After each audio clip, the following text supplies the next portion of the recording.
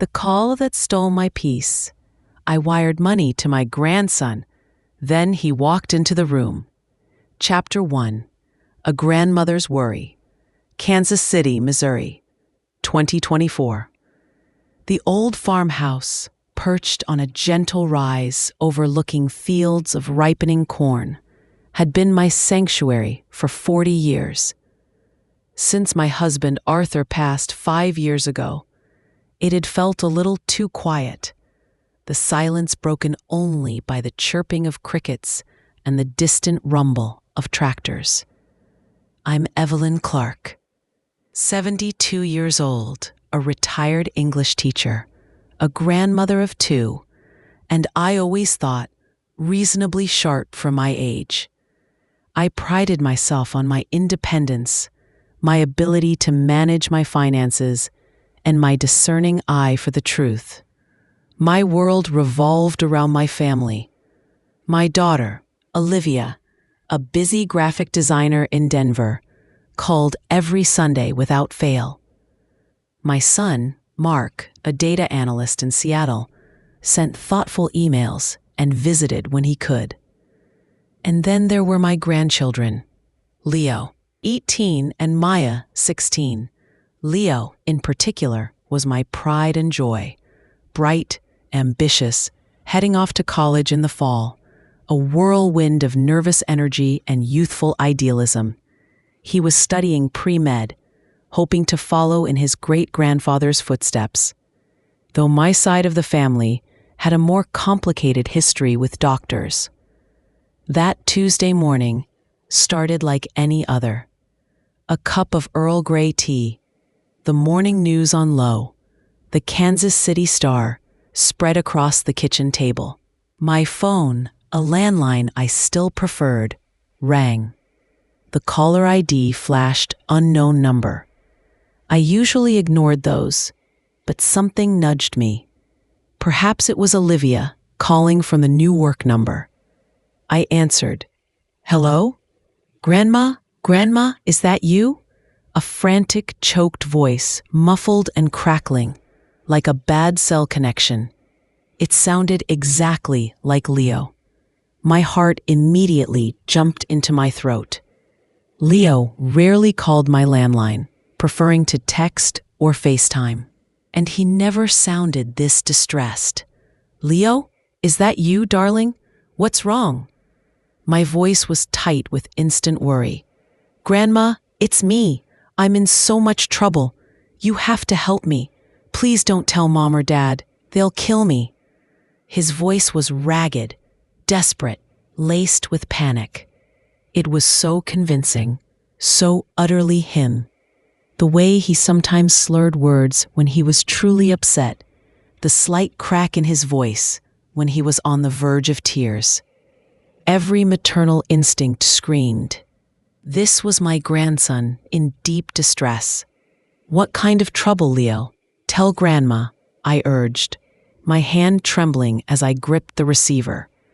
I was driving to a friend's place in Columbia, Missouri, to visit the university campus there. Just a short trip, but I had a little accident.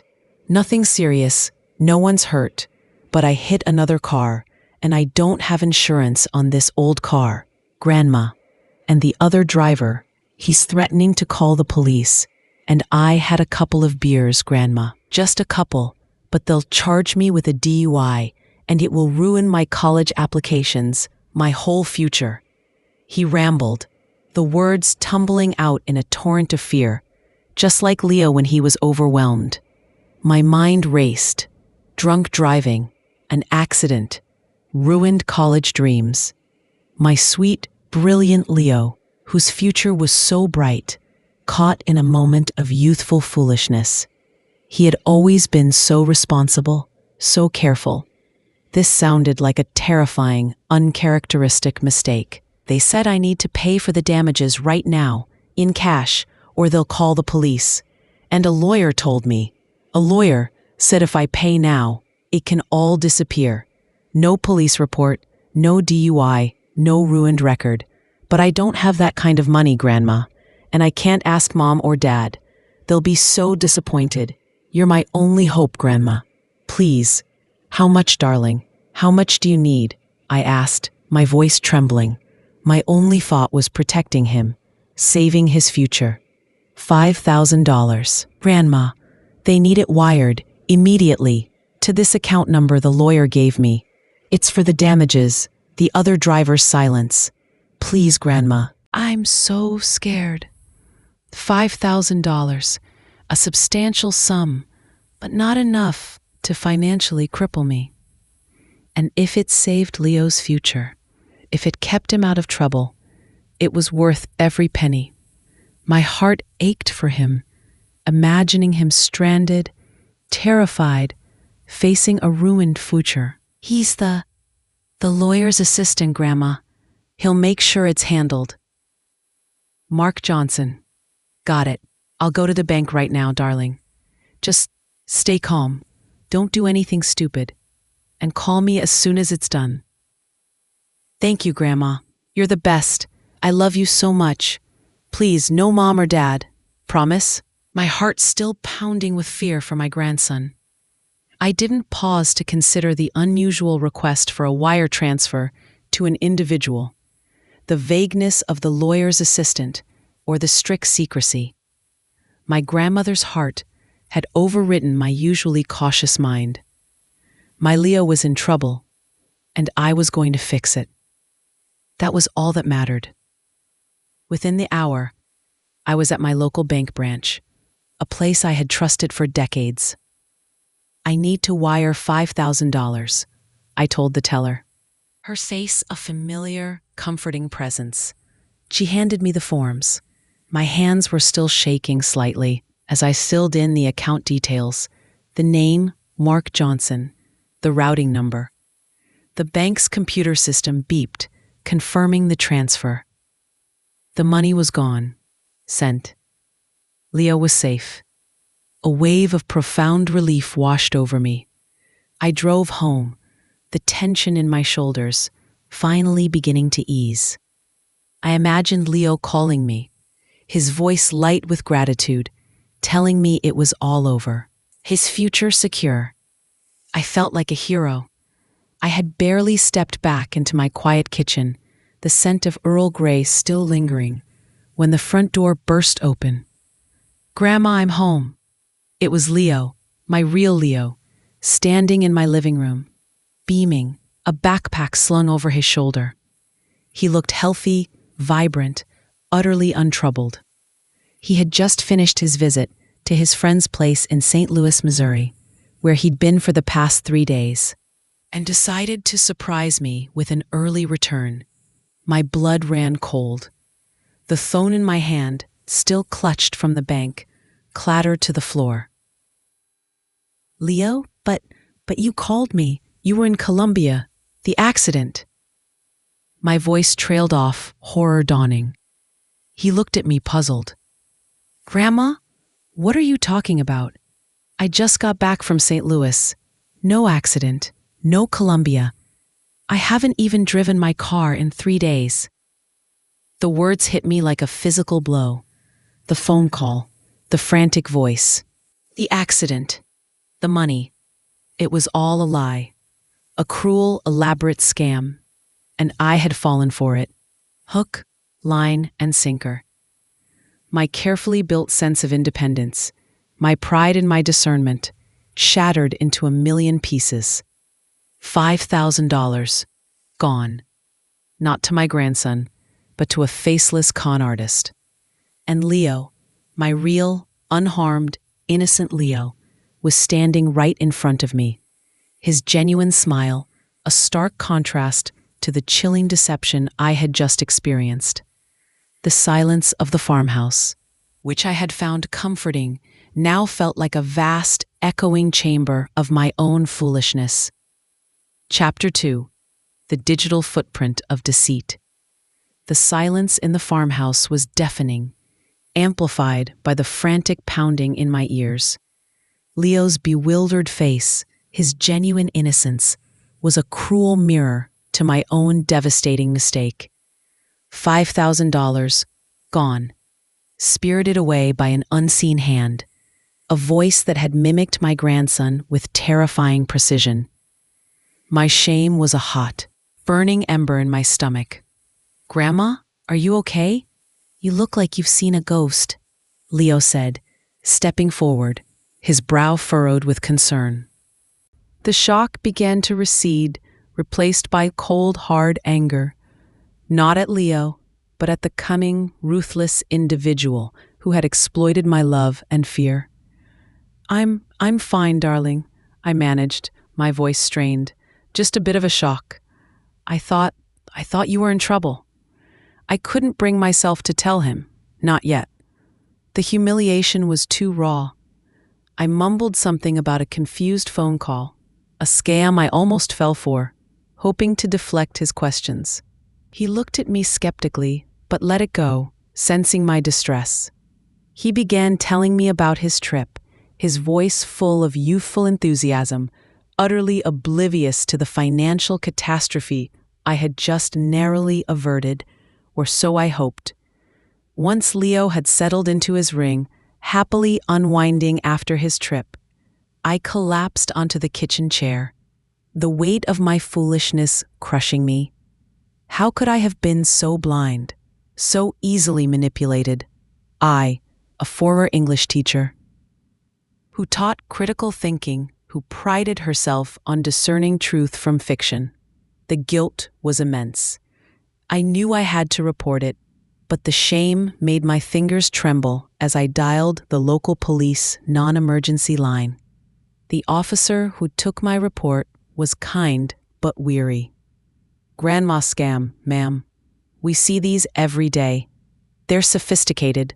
They use AI voice cloning now, or they get enough voice snippets to sound convincing. They often target seniors, playing on their love for their grandchildren and their fear of trouble. AI voice cloning." The phrase sent a fresh wave of nausea through me. It explained the terrifying accuracy of Leo's voice. The future was here, and it was being used for malice. The money, the officer explained, was likely already laundered, gone through layers of digital transactions, untraceable. My $5,000 was a drop in an ocean of global cybercrime. The chances of recovery were virtually zero. The helplessness was agonizing. But beneath it, a journalist's instinct began to stir. Not just a journalist, an investigator. My daughter Olivia, a graphic designer, also had a keen eye for detail and a knack for digital forensics, a trait she inherited from her grandmother, Clara May, who in her own way was a master of uncovering hidden truths. My son Mark, a data analyst, understood the intricacies of digital footprints. My family. We were investigators, and I was not going to let this go. I had the bank account number, the routing number, and the name Mark Johnson. The scammer had been sloppy, leaving a faint digital trail. My training as a historian, sifting through fragments of the past to piece together a narrative, kicked in. I started with Mark Johnson, a common name, but perhaps too common, a red herring. I called Olivia. "Honey," I began, trying to keep my voice steady. "I need your help with something personal. It's about a scam." I confessed everything, the shame still burning. Olivia listened, her silence a blend of shock and concern. "Mom," she said finally, her voice gentle, "it's not your fault. These people are professionals, but we're going to get them. Give me everything you have." Olivia immediately started her own research, using her graphic design skills to trace anything visual related to the scam. The supposed bank logos, the lawyer's assistant details. She contacted a few of her tech-savvy friends, digging into the shadowy corners of the internet where scams were designed and executed. Meanwhile, I focused on the phone call. The sound of Leo's voice, the crackle, the muffled quality.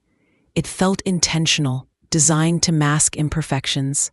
I remembered the exact wording he used, driving to a friend's place in Columbia, Missouri, to visit the university campus there. Why Colombia? Why that specific detail? And the supposed lawyer's assistant, Mark Johnson. Was there a real Mark Johnson connected to Colombia?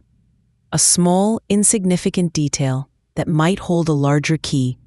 I went online, searching for Mark Johnson, lawyer assistant, Columbia, Missouri. Page after page of generic results, nothing. But then a subtle shift in my search terms. I thought about the unknown number and how these scams often originate from burner phones or voice over IP, VoIP services that mask the true location. They use call centers, sometimes located overseas, sometimes domestically in unexpected places. What if Columbia, Missouri was a clue to their location or a frequently used cover story? I dug deeper into online forums for fraud victims, looking for patterns. I found dozens of similar grandparent scams, all with slight variations, but a recurring theme: geographical details mentioned by the scammers. Sometimes it was a specific college town, sometimes a tourist destination. It made the story more vivid, more immediate. Then, a breakthrough.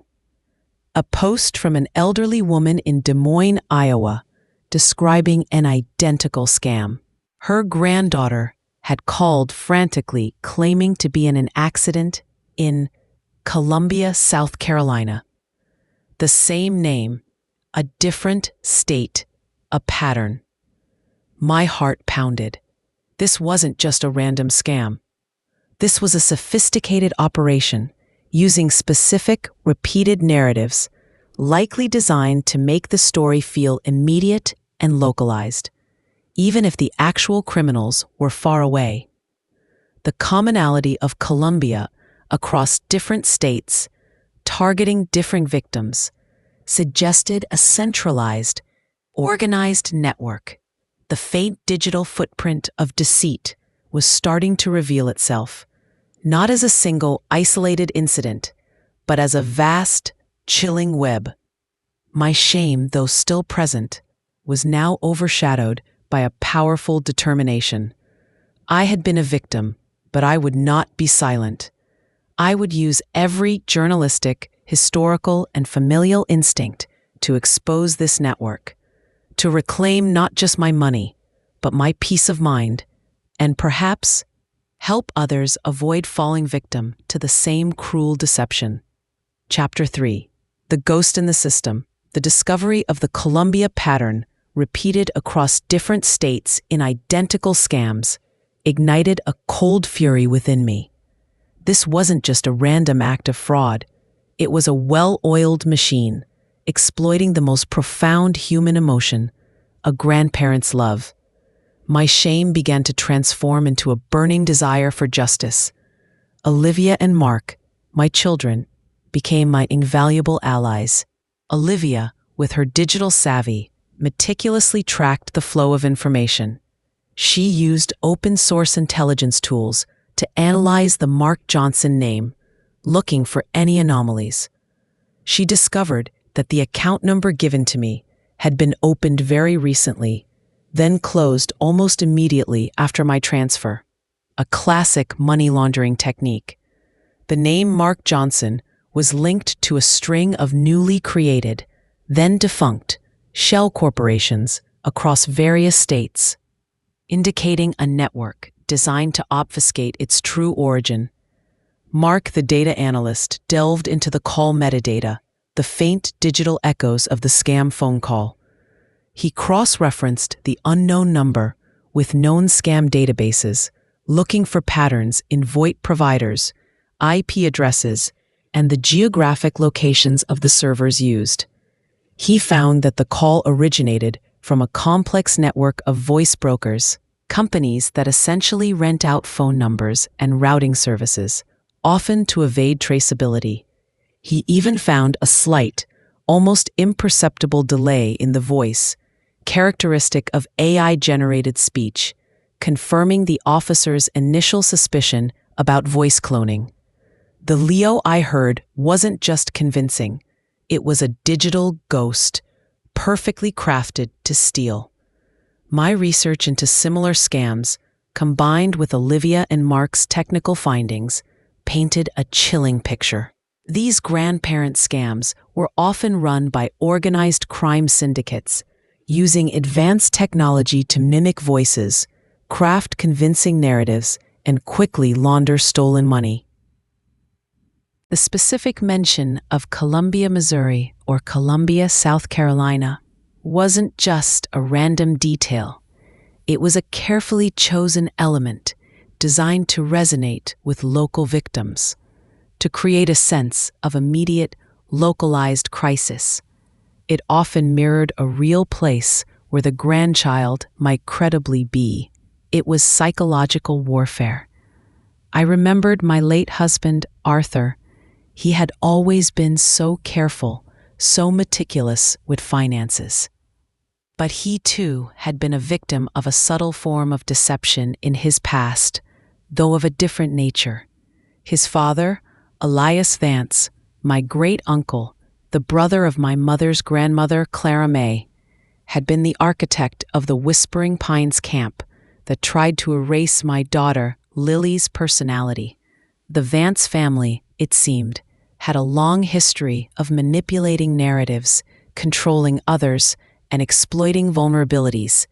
The Mark Johnson scam, though digital, felt like a modern echo of that same manipulative impulse, just shifted to a different medium. The FBI, to whom I had also reported the scam, finally showed genuine interest when I presented Olivia and Mark's findings, along with my cross-referenced victim testimonies. They recognized the pattern, the sophistication. My small $5,000 loss was part of a much larger, multi-million-dollar operation. They assigned a dedicated agent, Special Agent Davies, a sharp, no-nonsense woman with a keen understanding of cybercrime. "Mrs. Clarke," she told me during a video conference call, "your insights into the psychological aspects of these scams, combined with your children's technical data, are invaluable. Most victims are too ashamed or too distraught to pursue it with this level of detail. You're helping us connect dots we didn't even know were there."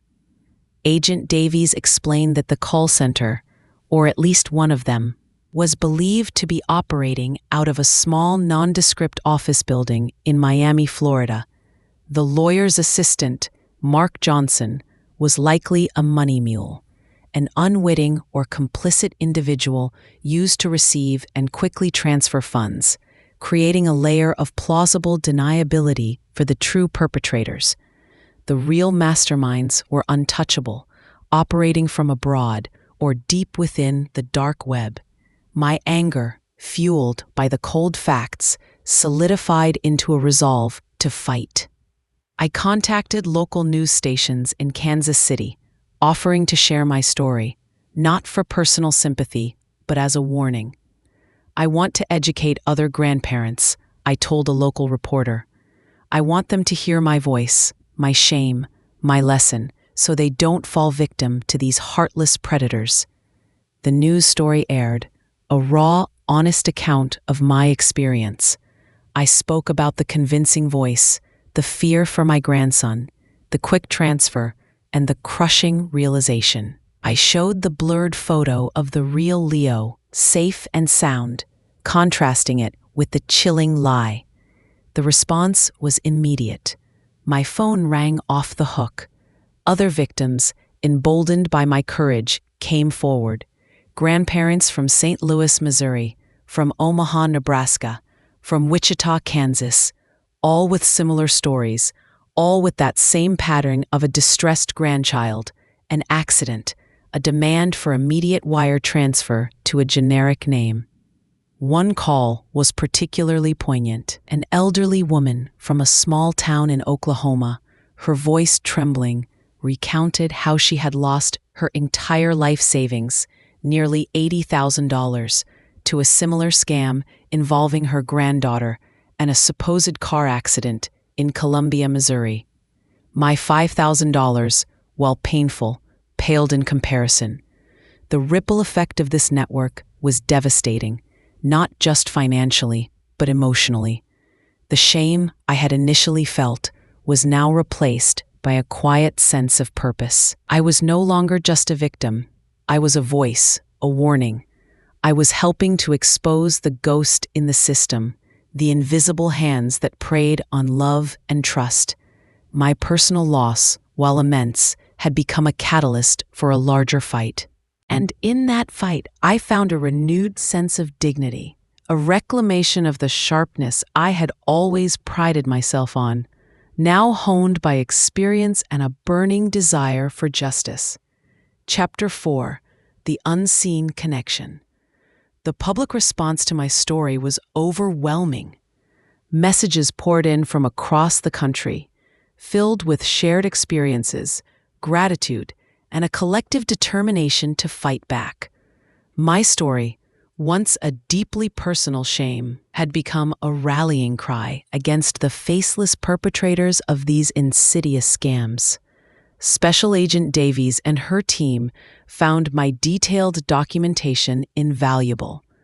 My records of the initial call, the bank transfer details, and my subsequent research into the Columbia pattern provided crucial data points. Olivia's digital forensic work led them to a series of intermediary bank accounts, quickly established and dissolved, forming a complex web of money laundering. Mark's analysis of the VoIP calls helped them pinpoint potential call centers and the network architecture of the scam. The FBI, working with international law enforcement, began to close in on the network. They identified key players in the money mule chain, individuals unwittingly or willingly complicit in receiving and rerouting the stolen funds. They even managed to trace some of the call traffic back to an unassuming building in Miami, as Agent Davies had suspected. It was not a physical call center, but a relay point, a sophisticated hub for automated calls, voice cloning software, and a team of individuals managing the complex digital infrastructure. The actual scammers, they believed, were operating internationally, often from countries with lax cybercrime enforcement. While the financial loss was significant, my focus had shifted from recovery to prevention. I started speaking at local senior centers, community groups, and even online webinars, sharing my experience and practical tips for identifying and avoiding such scams. I emphasized the need for caution, for verifying unexpected requests, and for fostering open communication within families. Always verify, always question, always talk to your family, I would tell them, my voice firm with conviction. My experience had cost me money, but it had gained me a profound sense of purpose. My grandchildren, Leo and Maya, were incredibly supportive. When I finally told Leo the full story, the depth of my deception, he was horrified for me, not angry. "Grandma, I'm so sorry," he'd said, hugging me tightly. "It's not your fault. These people are monsters." He even started attending some of my public speaking events, standing by my side, a visible symbol of the innocent victim these scammers preyed upon. His presence made my message even more powerful.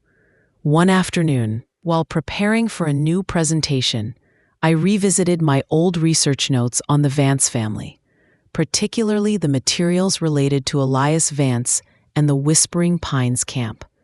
My daughter, Olivia, had done extensive work on that case, uncovering the family's deep-seated patterns of control and manipulation. It struck me with a chilling clarity that the Grandparent scam was, in its own way, a digital manifestation of the same underlying impulse that drove the Vance family. The desire to exert control, to manipulate narratives, and to exploit vulnerabilities. Arthur Vance, Elias and Jeremy's father, had manipulated my grandmother Clara May's life story to maintain social standing. Elias Vance had systematically tried to repattern children. Jeremy Vance had tried to erase my own reputation in high school. And now, these anonymous scammers were using technology to manipulate and steal, preying on the very fabric of family trust. The unseen hand, it seemed, had merely changed its medium. I realized there was an even deeper, more profound connection between these seemingly disparate events. The core vulnerability in all these situations was trust. My grandmother trusted her brother. I trusted my grandson's voice. Parents trusted the promises of a therapeutic camp. And in each case, that trust was brutally betrayed by an unseen hand, driven by self-interest, control, or malice. This insight, derived from the bare experience of losing $5,000, became the cornerstone of my new advocacy. It wasn't just about financial security. It was about emotional literacy, about understanding how manipulation works, regardless of its form. I began to incorporate this broader perspective into my speeches, drawing parallels between historical and modern forms of deceit.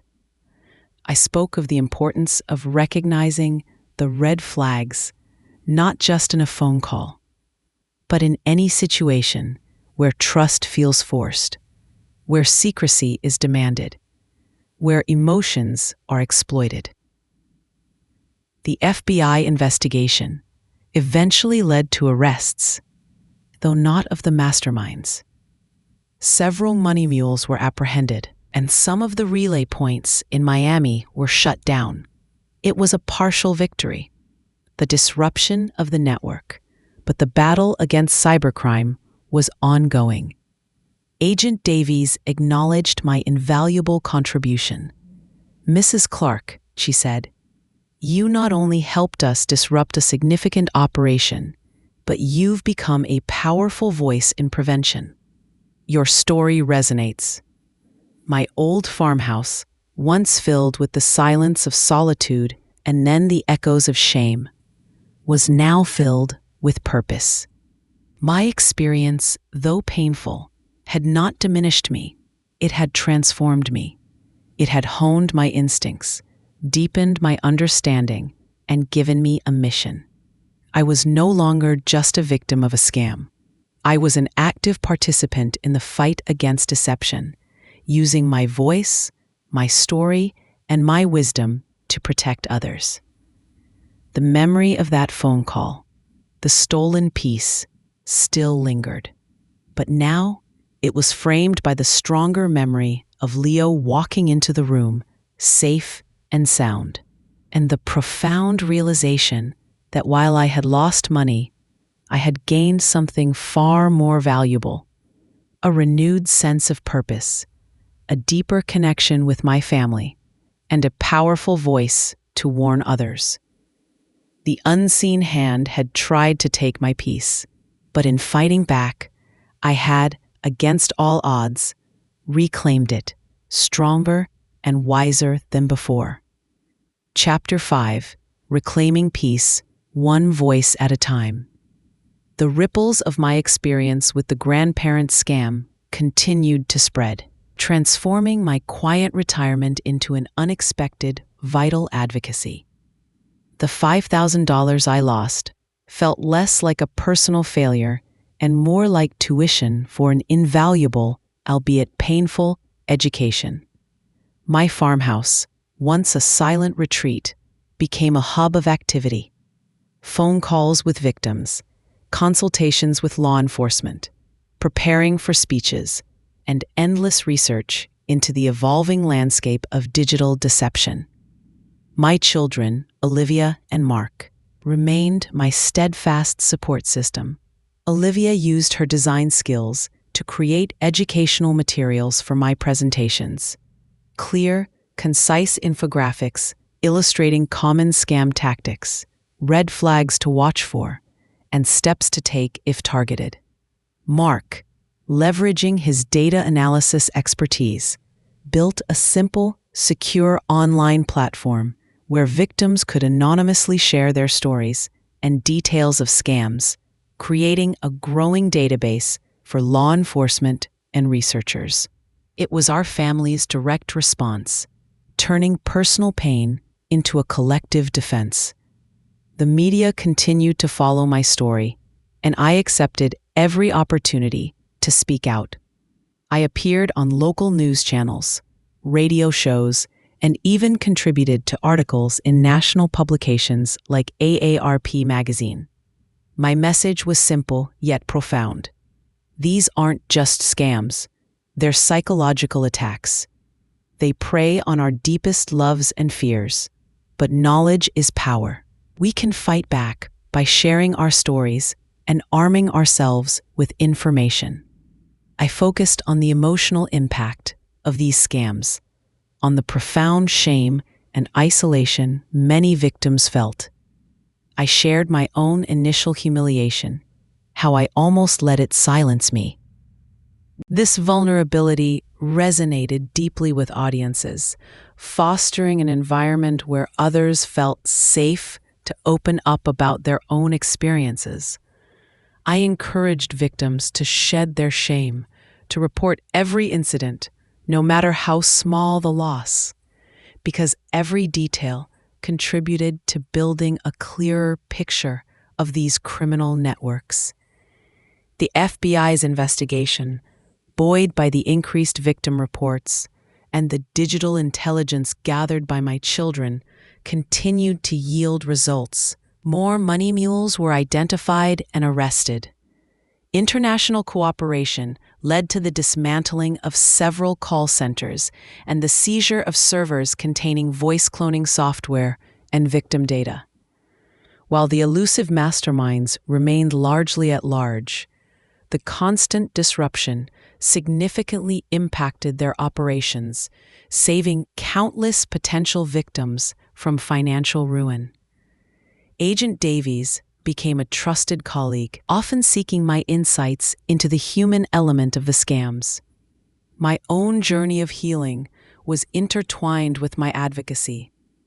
Each time I shared my story, each time I saw a flicker of understanding or relief in the eyes of an audience member, another layer of shame peeled away. I found immense solace in knowing that my experience, once a source of deep personal pain, was now preventing others from suffering the same fate. I thought often of my grandmother, Clara May. Her own life had been shaped by a subtle, generational manipulation within her family, a secret orchestrated to control her narrative. My mother, Evelyn, had faced a direct, malicious attempt to erase her reputation. And I, too, had been targeted by an unseen hand, albeit a digital one. But in each instance, the women in our family had found a way to reclaim their truth, to rise above the manipulation, and to emerge stronger. This resilience, I realized, was our true family legacy, passed down through the generations. One sunny afternoon, nearly 2 years after the scam, Leo came to visit. He was home from college for the summer, a confident, intelligent young man, still full of idealism, but now with a deeper appreciation for the complexities of the world. He brought me a gift, a small, intricately carved wooden bird, a symbol of freedom. "Grandma," he said, handing it to me, "this is for you, for everything you've done. You turned something awful into something amazing. You're my hero." Tears welled in my eyes as I took the bird. It was a simple gesture, but profoundly meaningful. It was a recognition not just of my efforts, but of the transformation I had undergone. "Thank you, darling," I managed, my voice thick with emotion. "You know, the real hero was you. Your voice, the one they stole, was the catalyst. And your real presence, here with me, was the cure." He smiled, a genuine warm smile. We sat on the porch swing, sipping iced tea, talking about his college classes, his dreams for the future. The summer breeze rustled through the cornfields, a gentle, comforting sound. The silence of the farmhouse, once heavy with the weight of my loss, was now filled with the easy rhythm of family, of love, of a peace that had been hard won. I had lost money, yes, but I had gained something far more valuable, a renewed sense of purpose, a deeper bond with my family, and the profound satisfaction of knowing that my voice, my story, was helping to reclaim the peace of countless other grandparents, one voice at a time. The call had stolen my peace for a moment, but my fight and the love of my family had brought it back, stronger and more resilient than ever before.